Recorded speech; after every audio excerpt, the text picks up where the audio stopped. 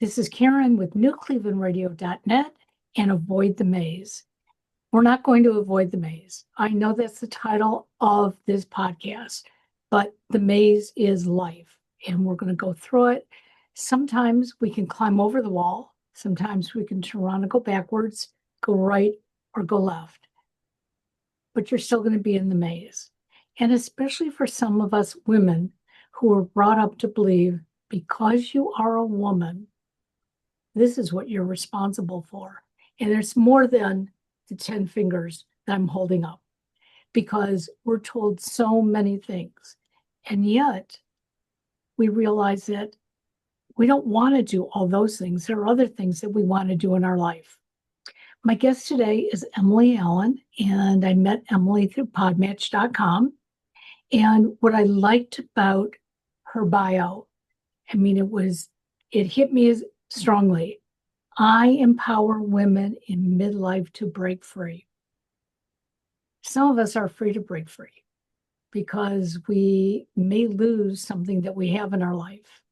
So tell me how you help us, because there are so many that are looking for the answer. Hi, yes, and thank you so much for having me on. I'm really happy to be here today.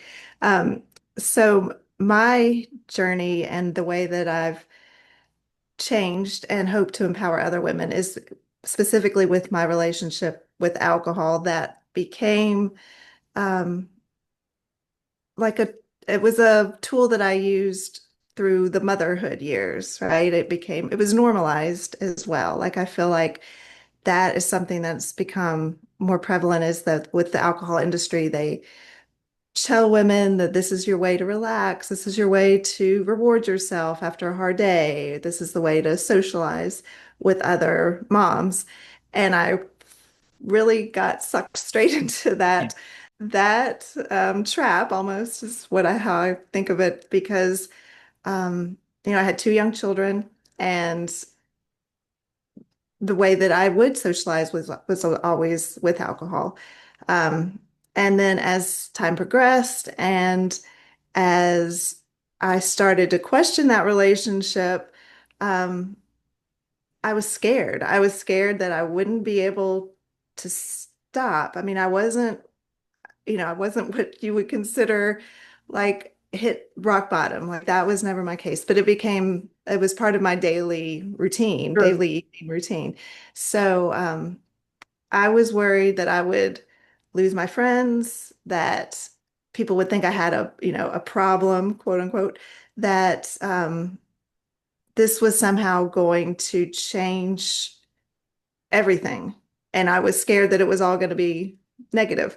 But I knew that what I was doing was not serving me anymore and that I could break free, but I was just scared to do it. So once I made that decision, and of course it wasn't just like easy peasy to go from being a daily drinker to all of a sudden, not drinking anymore. But my eyes started to be open to the ways that we have been conditioned to do this, um, and that it's normal, and that this is our way to be around other people. So I really now want to help women who are starting to question the relationship with alcohol to let them know that there's so much, it amazes me. There's so much possibility on the other side. There's so much, you may think about things that you might lose, but you're going to gain so much more. And so that is where I felt led to, I became a certified alcohol-free life coach. And I'm focusing mainly on women in midlife who are kind of reached this stage of how can I change and it's okay. And you're going to feel so much better. But it's scary. So that's where I want to be there for other women and help them. It's interesting because I've never really been a drinker. Mhm. And when I was a first time mom, I did have a number of friends who, we get together and we'd play cards in the evening or play mahjong, and there was always alcohol. And I would say no, thank you. Not because I'm not sure why. It just didn't care for it. Mhm. Um, and I didn't think I needed it. And I started finding that these friends started leaving me behind. Mhm. And I remember one day asking, like, why? I don't have to drink. And they said, but we're all drinking. We want you to be part of us. And I said, well, I want you to be part of me too. So why don't we have tea or Coke or something? And it was like, didn't you have a rough day today with your Mhm. child? And it was like, but I did, but now I'm in this group. Right. And it's like, so I'm away from that.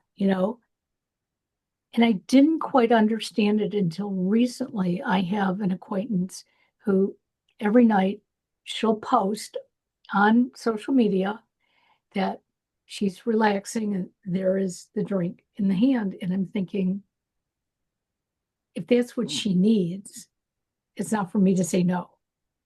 But for me, I want to be clear headed about what I do in life. And I know if I have a couple of sips of wine, I'm not going to be clear headed. That's just me. So you say it wasn't easy to move away from it. What were some of the steps that you knew that you personally had to take? So the I sort of chose a day, like I was going to do dry January. I felt like that was in 2021 is when I did it. I felt like that was an easy way to to say I was going to do this without it being this huge big deal because so many people do dry January now. It's Yeah. almost like very common. So I thought this is a way for me to just give myself an entry point and an exit point if I found out that I was not able to do it. So, I mean, in my heart, I hoped that it would go beyond that, but I thought this is a way for me to do it. So that was sort of the first thing. And then I also was able to prepare beforehand in terms of I knew I would need something else as a substitute just to have something. And so I ordered some, I think I ordered Curious Elixirs, which is this very cool brand of non-alcoholic mocktails, and had some of those coming in. So I was just getting like ready in terms, I didn't know really what to expect, but I thought this is one thing I can do to get ready. And I did find that that was super helpful because for me, like my trigger point was usually like around 5 o'clock, starting to cook dinner. That routine, I'd pop open a bottle and just, have my first glass then. So I knew I would have to get through those times. I'm sure the first couple nights I didn't even go in the kitchen. I think I was like, I've just got to stay out of there just Right. in general. But then when I ventured back in, and I would pour whatever I wanted that was non-alcoholic into the same glass that I used to use, like stemless wine glass. I would put it in that. And once I got past that first, usually once I was done cooking dinner, and then I was like, okay, I made it through what used to be the sticky point. Now I can, I would get out of the kitchen because that's where I used to just hang out. Like I would sit there after dinner and continue to pour glasses of wine and, just look at look at the internet or check emails or whatever. So I would get myself physically out of that space too. And then would have tea, like herbal teas, something that wouldn't not interrupt my sleep. Um, and then even just like getting that sleep cycle regulated again, that was probably the not the hardest part, but that was a surprising part of that first like 2 weeks. And mainly it was worse in the first week because I was so used to having enough alcohol in my system when I went to bed, 10 o'clock, 10:30, that I could just knock out and fall Right. asleep. Of course, it wasn't quality sleep. I would wake up at 3 a.m. and think, oh, and have the regrets of what I had just, how many glasses did I have? Why is my mouth so dry? Just all of that ick. So it wasn't great sleep, but I could fall asleep quickly. And then with the alcohol out of my system, my body was having to relearn how to go to sleep. And so it was the first couple of nights, it took a while. And then after that, I mean, now I would say I have the best sleep I've ever had. I mean, I can fall asleep, naturally, I don't fall asleep anymore when I'm like watching a movie with my kids or whatever. Like I used to always just, I don't know how many movies I did not make it through there for a while, but um, so getting used to that was an adjustment. Um, and then I stopped, January 2021. So as we remember, that was right during the middle of COVID. So there was not as much socializing. So I didn't have those first experiences of going out and not drinking for a while, which was nice. I'll take that advantage that Yeah, I exactly, exactly. had. But then, as things got normalized, by then I was so comfortable with not drinking a night that it wasn't as much of an issue, but still that very first time of being out in a restaurant with friends where I would normally, order wine with everybody else, and I didn't, it was just that moment of like holding my breath, doing it, and then realizing it's okay. Nothing bad happened. I didn't combust and the room didn't go silent. So just kind of getting myself through those first time situations, first birthday, first, the holiday season, all of the things that used to just always equate Sure. with having drinks. Um, and then reading, I read so many books. It's sort of it's referred to as quit lit, so quit literature. Um, and reading those books early on to really helped me know what I was going through and help me um, know it was normal. Everything I was feeling was just my body detoxing. And that gave me encouragement too. And I had a group that I was in that was sort of it was a group of like 10 or 12 women who were all kind of just doing 1 month. Most of them didn't continue on, and the group ended after that first month. But I did realize that having that was helpful. So that's sort of what planted the seed for me of being able to help somebody else who was wanting to do this because it's a lot. Well, you know, oftentimes when we decided to make a change, whether it's with job, whether it's with alcohol, food, moving, okay, we have to dig deep inside ourselves and ask, is this what I really want? And what am I willing to do to get to that new place? And um, again, I've never been a drinker, so I haven't had to deal with that. But I've always had a problem with my weight. And when I was younger, I could just cut back and nobody knew that I had put on weight because I could take it off that easily. Yeah, As I got older, obviously, that doesn't work. it doesn't work. And um, 3 years ago, I was diagnosed with possible congestive heart failure. And I keep saying to the doctor, what does possible mean? And so, well, there are some symptoms that identify it, but there are other symptoms that say no. So you need to be careful. And boy, it really would be good if you could lose some weight. Never told me how much. And I tried and I tried and I recorded every morsel I was taking. Um, and nothing was working, but I knew I was trying. So that part of me felt good. Okay, I'm doing the right things. But what got me through it really was through the podcasting, through my journaling, and finding other women out there who are saying, I'm going through the same thing. And my doctor will say to me, oh, just eat less. Well, it's not always that. There's something else going on. I'm now on a medication and it's helping me lose weight, but it's changing other things in my life. In fact, friends who don't like the fact that I'm losing weight. Mm-hmm, mm-hmm. And that's why I was asking, what was it like, when you stopped drinking? Friends, family, did they want to say, hey, oh, it's okay, Emily, just take a sip?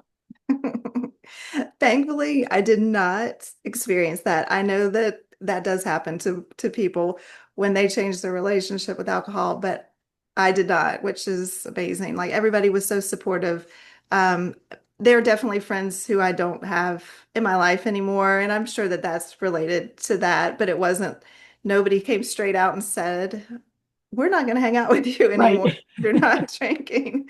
But, just like, excuse me, just like what you experienced back in the earlier days with that group, um, people don't necessarily want that mirrored back to them. And that's something that they have going on in their life and not responsible for that.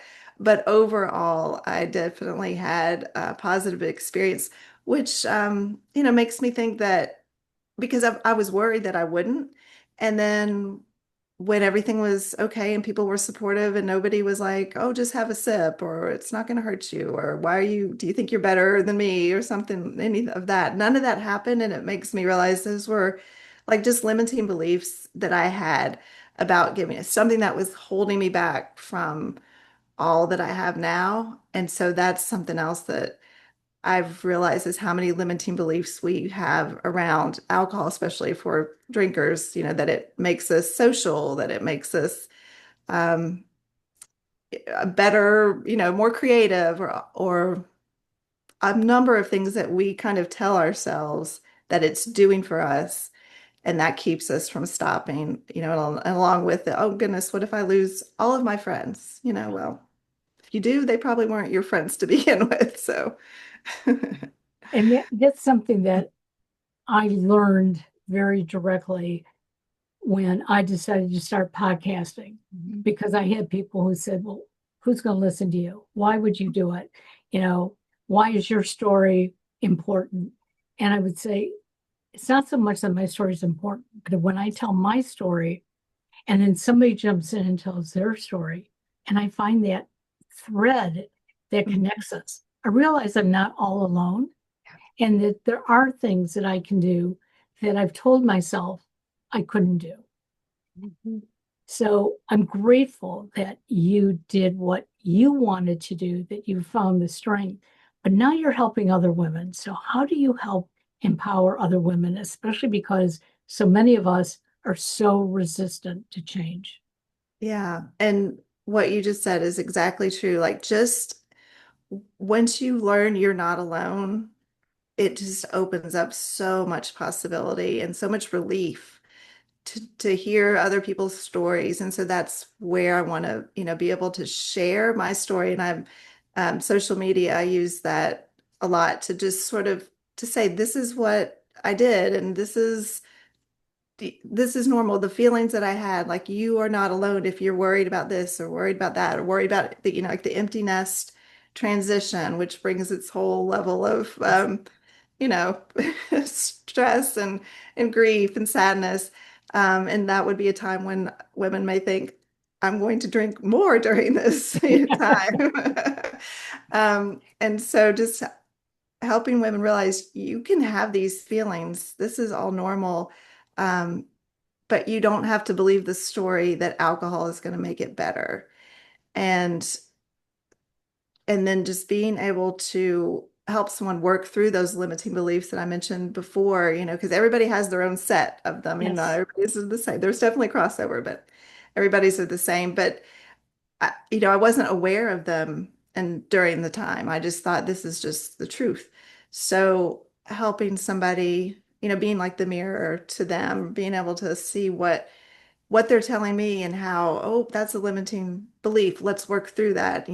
Can we really prove that alcohol makes you more fun when you're out with your friends? Like, let's break that down. Um, and just getting at all of those subconscious beliefs one by one can help to break through that. So I don't believe that anyone's going to stop drinking alcohol by, white knuckling it and just like, oh, I'm just going to power through all this. That's not going to work. Like, you have to feel the feelings and go through them, go through the cravings, because the cravings are definitely going to be there, but learning how to ride them out. And the more you do it, the more confidence you build in yourself.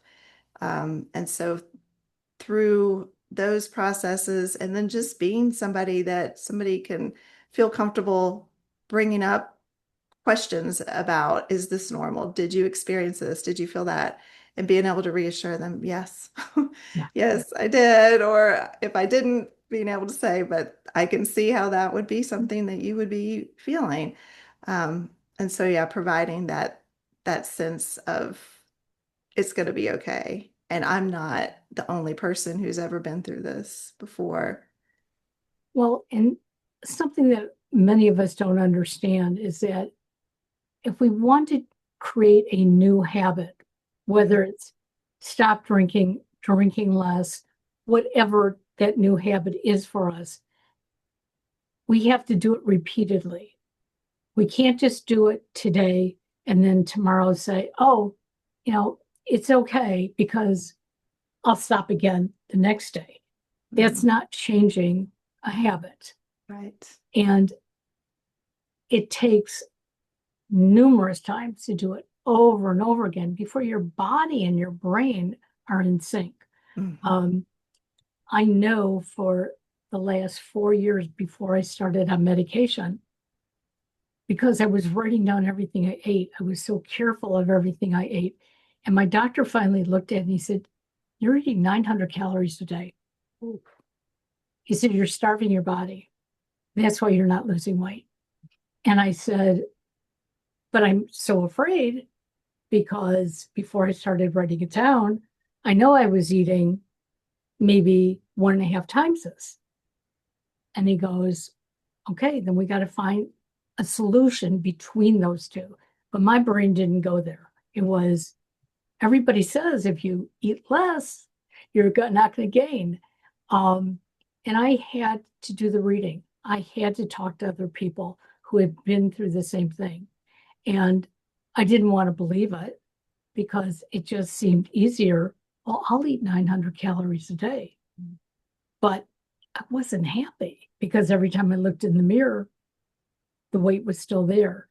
And so it was a wonderful coach of mine who said, number one, before you change any habit, figure out why you're changing it and find the right tools to change it. And I didn't do that for those 4 years. I just, if I eat my vegetables and my fruit, I'm cutting it down. What I learned was the vegetables and fruits I liked were so full of sugar that even though I was only eating 900 calories, it was sticking to every ounce of meat. Yeah. And I'm sure that's the same way when you decided to go dry January. I like the fact, and there are some people who say you shouldn't have done this, that you shouldn't drink from that same glass, that you shouldn't drink something that looks like alcohol. Yeah. And I never want to say shouldn't because obviously it worked for you. Yeah. Yeah. So when you took the training, are there certain things that they tell you not to say? Because there are some training courses that are very diligent about that. Yeah, no, I wouldn't say so because just like exactly what you just mentioned about how for me it was fine for me to have something in the same glass and a mocktail that had the similar looking as a drink. And but for other people that might be a little trigger. Yeah. Yeah. And then even with like I'm a counter of days. Like I have an app and I still use I mean, I don't look at it as much as I used to, but for me that was helpful to see my days ticking up, ticking up, ticking up. For other people, no, because then they feel like if they have a slip up and have a drink, that now they're back to day zero. And it's like, well, what's the point? So for some people that doesn't work and others it does. So definitely just seeing that everybody's path is going to be different. This is not a straight path for sure. And never making somebody feel like if they had a slip up, or drank for a week or whatever, that means, well, you're, got to start over. You're not doing this right. Like none of that. It's all just learning ways to learn about yourself through the path. It's like data points. Like this Yep. is what I did. This is how I felt afterwards. You could just analyze, okay, you drank that weekend when you were on vacation. How did you feel afterwards? Just working through all that instead of making a point of that was somehow wrong. I mean, everybody's got to go through whatever they need to go through to get to the other side. So yeah, my training was very much holistic of take everybody just one person at a time in the Yeah. way that they are. And not everybody's going to be alike, and that's okay. And yeah, Well, I think part of the problem is that we are so afraid to make a mistake hmm that if we slip up, whatever that slip up is, we think our world has now crashed and burned. yeah. Um, and I've talked to a friend of mine who has been trying, as she says, for years to stop drinking. And I said, what has happened when you've tried? And she'll say, I go someplace and I just feel like I have to have a drink and I have it. I said, okay, can you start over after that? And she said, it hasn't worked. Well, there are other things that you can do, you Mm. know. And again, I'm not the expert on that part of it, but I can tell her, you know, have you reached out to other people who are going through the same thing? Is it something you really want to do? If you don't, then I guess don't do it. And she finally said, you're giving me the choice to keep drinking. I said, it's your choice. Mhm. And with that, within 3 months, she stopped drinking Oh, wow. because she realized it was her choice. Yeah. And she thanked me. She said, you gave me a choice. I said, no, I didn't. You made the choice. I said, again, I can tell you about giving up foods, but I Mhm. can't tell you about giving up drinking. And there once was a time that if I didn't have chocolate every day, I thought my life was coming to an end. I hate to admit it, I don't like chocolate anymore. I Really? just don't like it. So, you know, I made those changes, but I made them for me, not for anyone else. Yes. So, how can my listeners find you and learn more about you or maybe get the support they need from you? Yeah. So my website and my handles on my social media is Living Free with Emily. Emily is spelled Emily. So my website is at livingfreewithemily.com. And on my website, I have a quiz. It's a kind of a fun way. It's called like, what's your empowered alcohol-free personality? So it's a personality quiz, but just to see like what traits come through when you're alcohol free. So that's a free quiz that's on my website. I also have what I refer to as the Mindful Month Kit, and it's a 28-day self-guided journey, and it includes a journal with prompts for every day of the 28-day period, a mocktail recipe book. So it's got 24 mocktail recipes in there. I have 5 audio meditations, so helping somebody go through things that are common during a time if you're taking a break from alcohol, like cravings. There's a meditation for cravings. There's a morning clarity meditation, an evening meditation, one before you go out into social situations, just to kind of get yourself, ready for that. And then also meditation if you have a slip up, just like a self-compassion for yourself. So you realize this is not the end of the world. So those audio meditations are a part of this kit as well. And all of that information is on my website. And then I offer the one-on-one private coaching sessions. It's a package, a 12-week package. I feel like with alcohol-free coaching, like it's not something one session's not really gonna, Right. Yep. get to the heart of the matter. I do offer like a single session if somebody just wants to work through a few things, but the package, the 12-week package is really where I feel like we can really dive in deep, work through those limiting beliefs and come through with, what your new vision is. Because that I feel like is a huge part of, especially in midlife, like you think, oh, this is too late for me to make changes or to have a new life, but it's not. And so we kind of work through your new purpose and what can you do now that you weren't doing before when alcohol was such a huge, part of your life. Well, I'm so glad that we've had you on. All your information will be in the show notes. So there's no excuse for anybody who says, you know, I want to contact Emily. How do I do it? Well, if you miss it in the show notes, you can always contact us at New Cleveland Radio. We will give you Emily's information. Thank you. The best of luck going forward, and to your clients as well, because women need to be empowered to take care of themselves. And you've been excellent today. Thank you. Thank you so much. This has been great being here. Talk to you soon. Bye-bye now. Bye.